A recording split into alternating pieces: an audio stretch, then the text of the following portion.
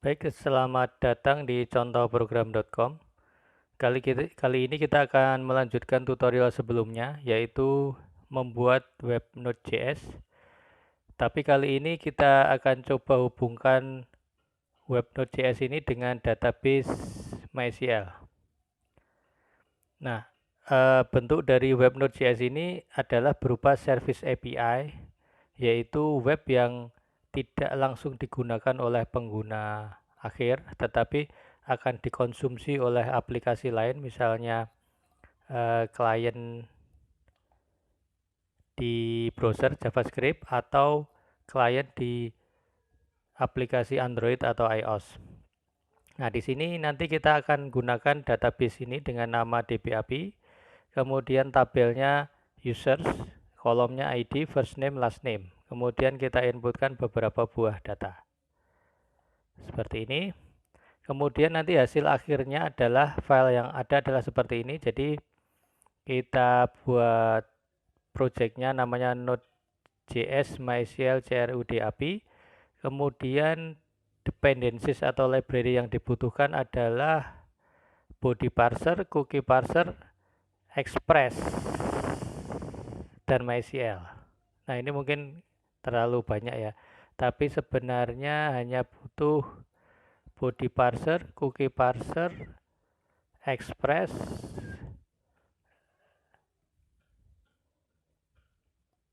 dan MySQL. Method override dan MySQL. Nah, baik. Sebelumnya kita lihat dahulu berjalannya program ini. Jadi di sini akan dimulai dari app.js, ya, di mana app.js ini akan memanggil route users. Nah, di sini ada route users. Kemudian di route users ini dia akan menggunakan file untuk koneksi ke MySQL yang bernama db.js ini. Nah, ini adalah setting koneksi ke MySQL-nya. Nah, jadi struktur filenya akan seperti ini. Jadi ada app.js, ada db.js, dan di dalam folder routes ada users.js. Nah, jika dijalankan seperti ini hasilnya.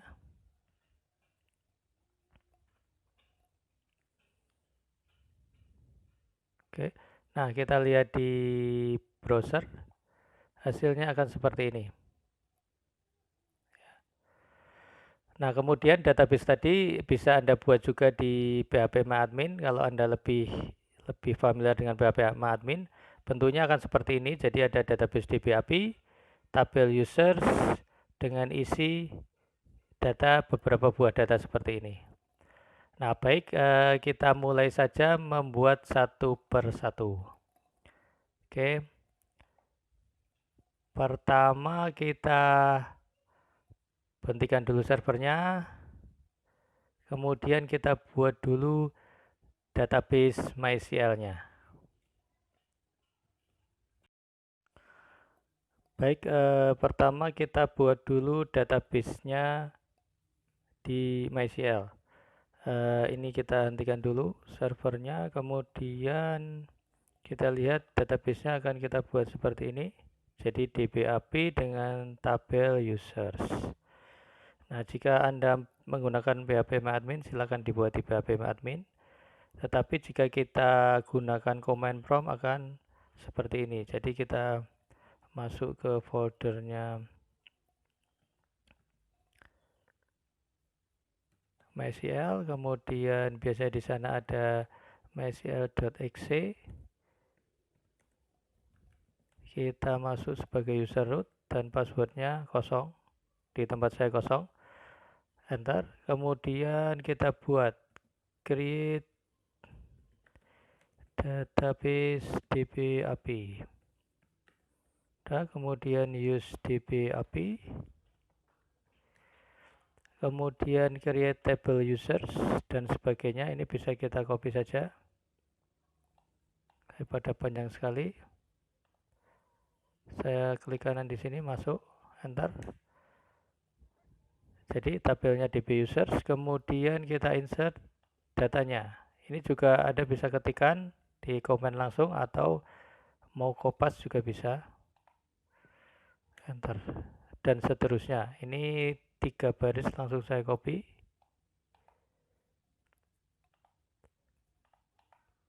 Ya, selesai. Nah, jika kita cek. Nah, dalamnya sudah masuk. Di dalam database sudah ada data, sudah siap kita gunakan 4 baris data. Baik, seperti itu. Nah, kemudian untuk mengulangi proses pembuatan project dari awal, ini kita hapus saja package.json. Nah, ini saya hapus.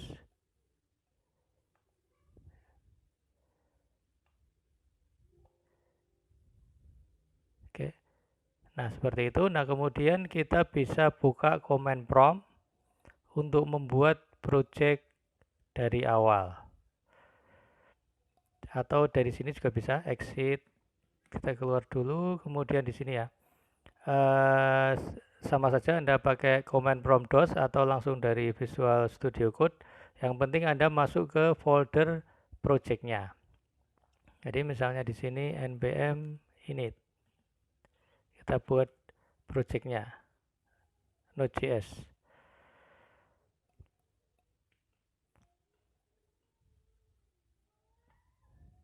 Oke. Nah, di sini dia akan langsung menebak nama project-nya sesuai nama directory. Oke, kita enter saja sama, versi 1 sama, description tidak perlu. Nah, entry point ini kalau index.js silakan diganti dengan app.js karena di sini entry point kita adalah app.js.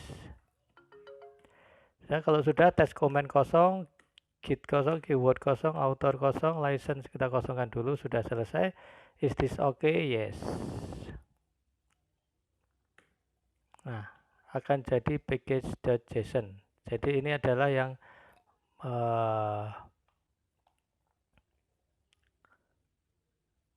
nah, di sini adalah apa spesifikasi dari project kita ya. Tapi di sini dia sudah tahu karena dulu tadi sudah pernah kita buat sebelumnya. Tapi sebenarnya seperti saya katakan di sini sebenarnya hanya butuh dependensiesnya body parser, cookie parser, express, kemudian method override dan MySQL. Nah, kalau Anda berbeda dari nol ini akan masih kosong. Bagaimana cara menginstalnya? Untuk menginstal dependensi Express, ketik npm install express, enter. Kemudian tunggu hingga library Express terinstall.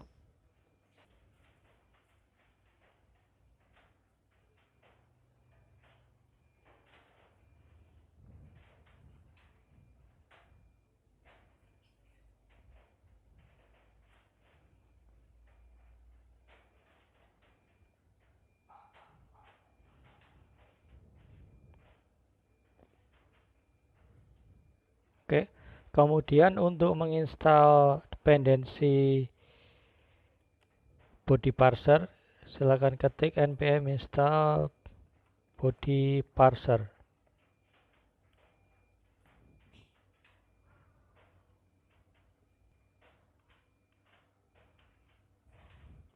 Kemudian untuk menginstal dependensi method override, ketik lagi npm install method override.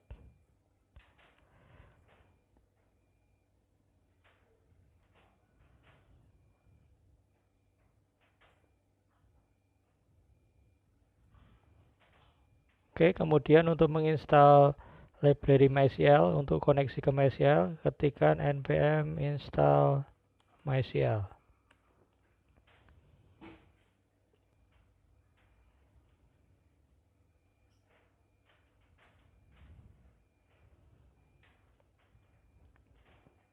Nah, baik, sudah selesai semua terinstall. Hasil akhirnya seharusnya package.json akan seperti ini. Jadi dependensi yang harus diinstal adalah body parser, express, method override, dan MySQL.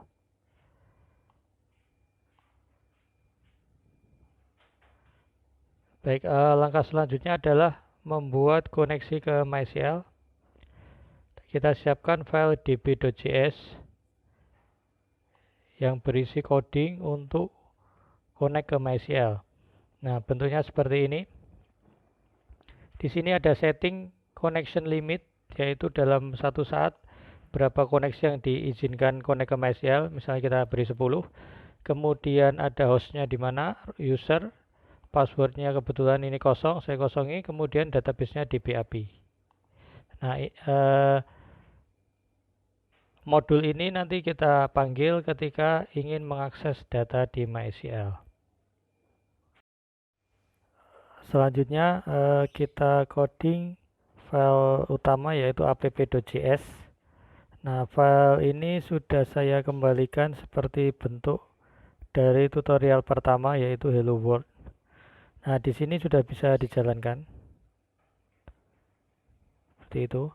Nah, tetapi ini akan kita tambahkan dengan service API yang akan terhubung dengan database MySQL nantinya. Nah, berikutnya kita tambahkan dulu library body parser.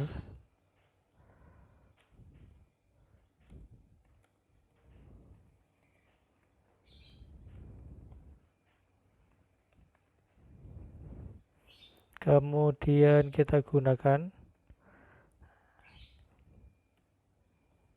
Jadi body parser ini akan membantu memparsing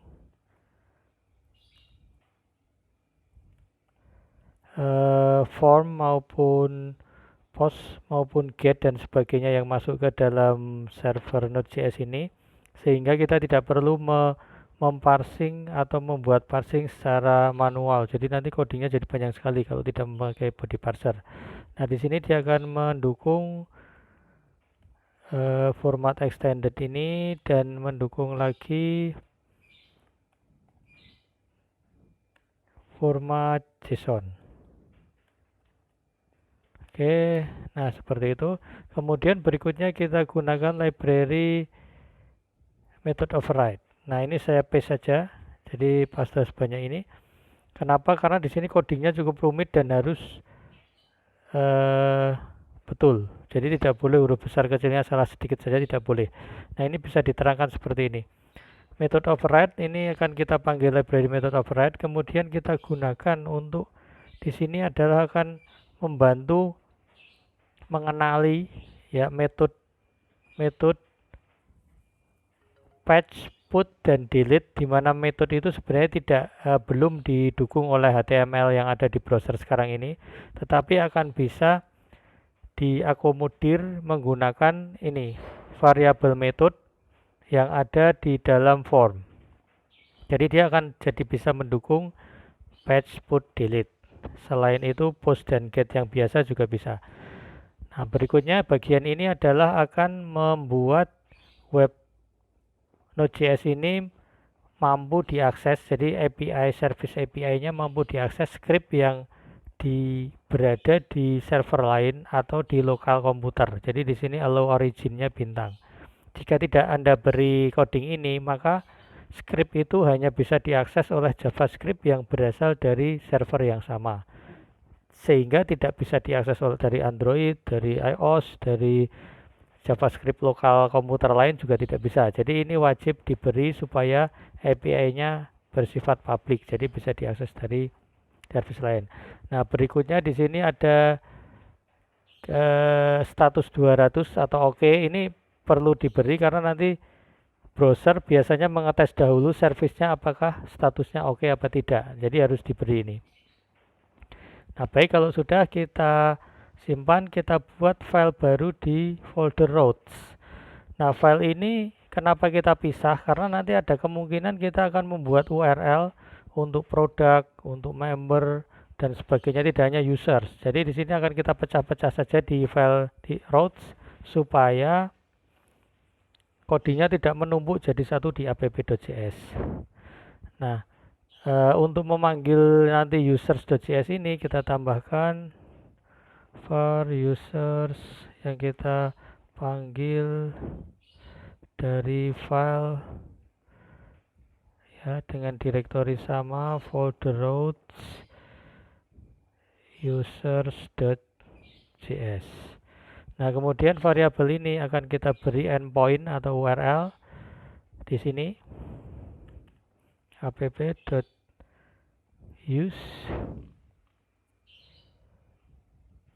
Nah, kita beri depannya kita beri /API, baru URL yang ada di file users nanti.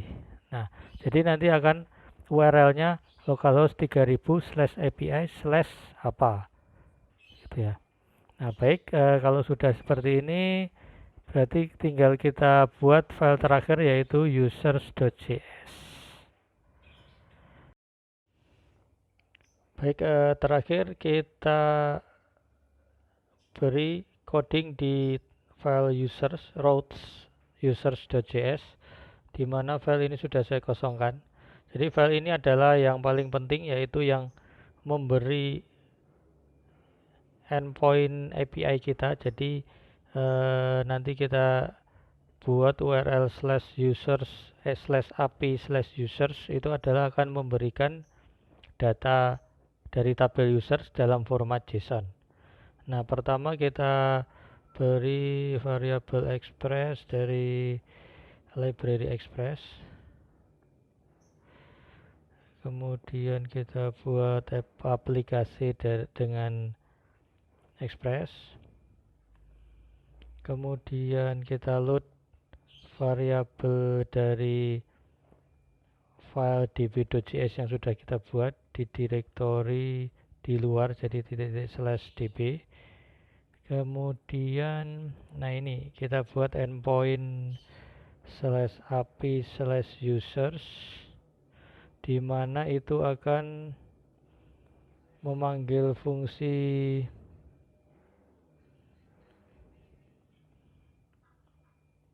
dengan parameter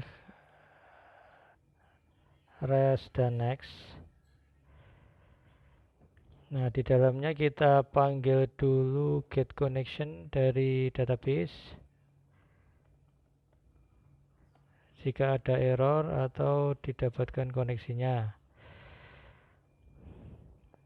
Nah, di sini jika ada error database, maka kita harus berhenti. Kita kembalikan status 500 dan kata error koneksi atau koneksi gagal. Itu tapi jika dia lolos berarti koneksi bisa kita gunakan untuk membuat atau mengambil data dari database. Seperti ini, tapi ada kemungkinan dia error juga.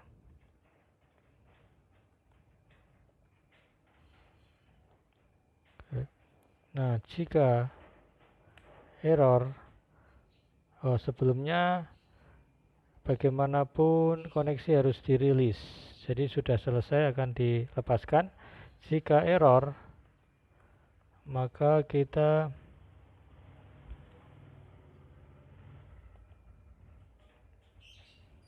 kembalikan status 400. Nah, jika tidak error, maka kita kembalikan dalam format JSON. Nah, seperti ini. Nah, diakhiri dengan ini agar bisa dipanggil dari file utama. Baik, seperti itu. Nah, setelah jadi semua, kita simpan, bisa kita restart servernya, kita jalankan lagi.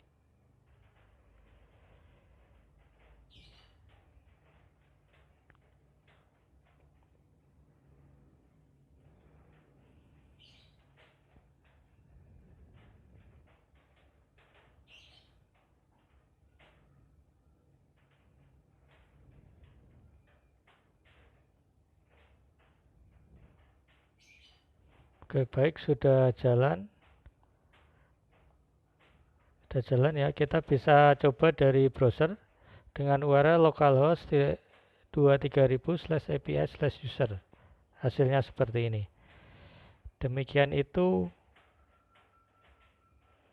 tutorial membuat server Node.js yang terkoneksi dengan MySQL yang memberikan service API dengan format JSON.